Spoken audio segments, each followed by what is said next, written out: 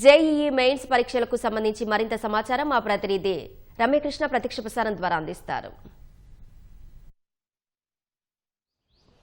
అశ్విని, ప్రస్తుతం మనం ఎల్బీ నగర్లో ఉన్నటువంటి అయాన్ డిజిటల్ కేంద్రం వద్ద ఉన్నాం. ఈరోజు ఉదయం 9 గంటలకి దేశవ్యాప్తంగా జేఈఈ మెయిన్స్ సెషన్ 1 పరీక్షలు అయితే ప్రారంభం కానున్నాయి. ఉదయం మధ్యాహ్నం 2 షిఫ్టుల్లో కూడా ఈ పరీక్షలు నిర్వహించున్నారు. మొత్తం కంప్యూటర్ బేస్డ్గా జరిగేటువంటి ఈ పరీక్షకి దేశవ్యాప్తంగా 14.5 లక్షల మంది విద్యార్థులు నమోదు చేసుకున్నారు.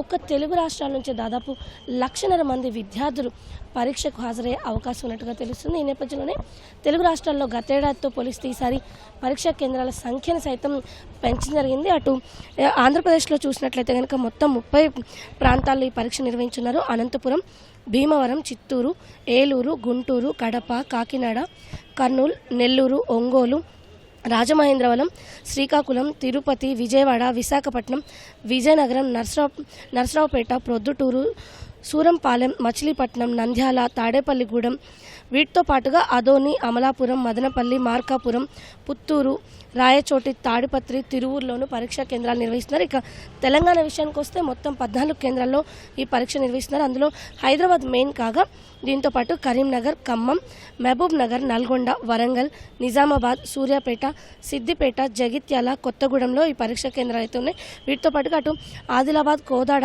కొత్తపల్లిలోనూ ఈసారి ప్రత్యేకంగా పరీక్షా కేంద్రాలను అయితే ఏర్పాటు చేశారు. ఉదయం మధ్యాహ్నం జరిగేటువంటి ఈ పరీక్షల్లో ఉదయం పూట 9 గంటల నుంచి మధ్యాహ్నం 12 గంటల వరకు, మధ్యాహ్నం 3 గంటల నుంచి సాయంత్రం 6 గంటల వరకు, అంటే ఒక్కో షిఫ్ట్లో 3 గంటల పాటు ఈ పరీక్షను అయితే నిర్వహించున్నారు. మొత్తం కంప్యూటర్ ఆధారంగా జరిగేటువంటి ఈ పరీక్షకి అరగంట ముందుగానే విద్యార్థులు పరీక్షా కేంద్రానికి రావాలని, అంటే ఉదయం 7:30 నుంచి 8:30 గంటల్లోపే విద్యార్థుల్ని పరీక్షా కేంద్రాల్లోకి అనుమతిస్తారు.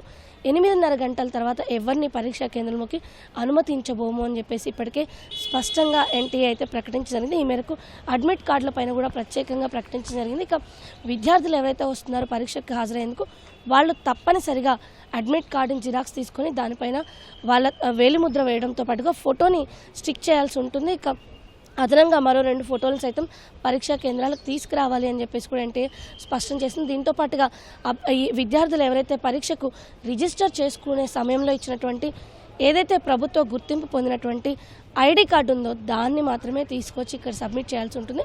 అయితే కంప్యూటర్ బేస్డ్ ఎగ్జామ్ కాబట్టి దీనికి ముందుగానే ఒక అరగంట సేపు విద్యార్థులకు సంబంధించినటువంటి అన్ని డీటెయిల్స్ కూడా నమోదు చేయడానికి బయోమెట్రిక్ ప్రాసెస్ అనేది కొంత సమయం తీసుకుంటుంది. కాబట్టి విద్యార్థులు ఎలాంటి హడావిడి లేకుండా ఉండేందుకు పరీక్షా కేంద్రాలకు వీలైనంత ముందుగా రావాలి అని చెప్పేసి ఎన్టీఏ ప్రకటించడం. ఇక మధ్యాహ్న షిఫ్ట్ పరీక్షకు సంబంధించి 1:30 నుంచి 2:30 గంటల మధ్యలో విద్యార్థుల్ని పరీక్షా కేంద్రాలకైతే అనుమతిస్తారు. 2:30 తర్వాత ఎవరిని కూడా పరీక్షా కేంద్రాలకు అనుమతించబోమని స్పష్టమైనటువంటి ఆదేశాలు అయితే ఉన్నాయి. ఇక దీంతో పాటుగా పరీక్షా కేంద్రాల పరిసర ప్రాంతాల్లో ఎవరు ఉండరాదు, గుంపులుగా ఎవరు ఉండరాదు అని చెప్పేసి పరీక్షా కేంద్రం చుట్టుపక్కల ఎక్కడ కూడా జిరాక్స్ కేంద్రాలు లాంటివి కూడా పూర్తిగా మూసివేసినట్టుగా తెలుస్తుంది. ఇక ఎవరైతే విద్యార్థులు పరీక్షా కేంద్రాలకు వస్తున్నారో వాళ్ళు ట్రాన్స్పరెంట్ వాటర్ బాటిల్స్ మాత్రమే తీసుకురావాలని చెప్పేసి, డయాబెటిక్ విద్యార్థులు ఎవరైనా ఉన్నట్టయితే కనుక వాళ్ళు షుగర్ టాబ్లెట్లు అదేవిధంగా క్యాండీస్ లాంటివి క్యారీ చేయొచ్చు. ఫ్రూట్స్ని కూడా తీసుకురావచ్చు. అయితే ఏవైతే మీరు తీసుకొచ్చే క్యాండీస్ ఉంటాయో దానిపైన ఎలాంటి ముద్రించినటువంటి సమాచారం ఉండకూడదు.